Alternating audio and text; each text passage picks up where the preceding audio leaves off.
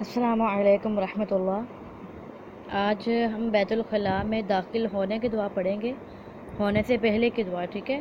جب بیت الخلاء میں جانا ہے تب کون سی دعا پڑھی جائے گی، ٹھیک ہے۔ تو آپ نے دعا کو غور سے سننا ہے اور میرے ساتھ جو ریپیٹ کرنا ہے، ٹھیک ہے۔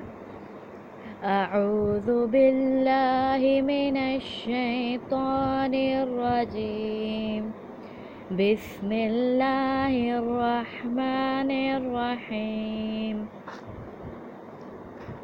اللہم انی اعوذ بک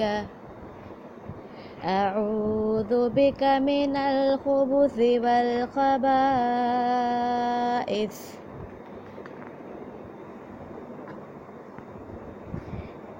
اے اللہ عز و جل، میں ناپاک جنوں یعنی نر و مادہ سے تیری پناہ مانگتا ہوں، آمین۔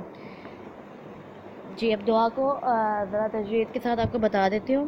اللہم یعنی کہ اللہ لام کے اوپر کھڑی ہے اور اس وجہ سے لفظ اللہ کو 2 سے 3 الف کے برابر لمبا پڑھا جائے گا۔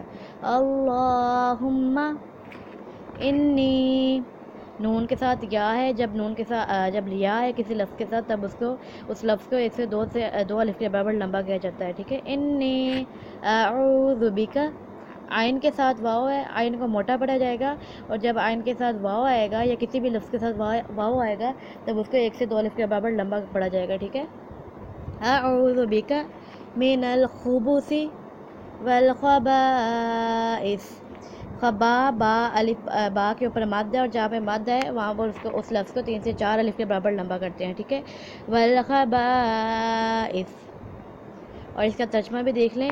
اللہم، اے اللہ، انی، میں، اعوذ بک، پناہ مانگتا ہوں تیری، من الخبث والخبائث، ناپاک جنوں اور جننیوں سے، ٹھیک ہے۔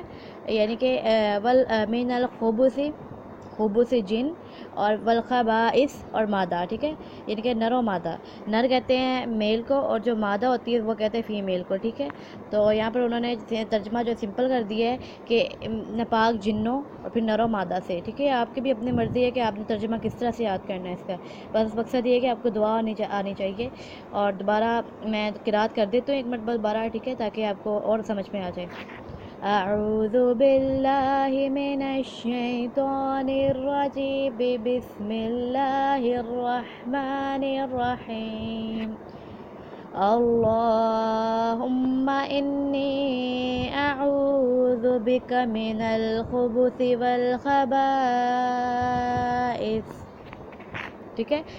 اے اللہ عز و جل، میں ناپاک جنوں یعنی نر و مادہ سے تیری پناہ مانگتا ہوں، آمین۔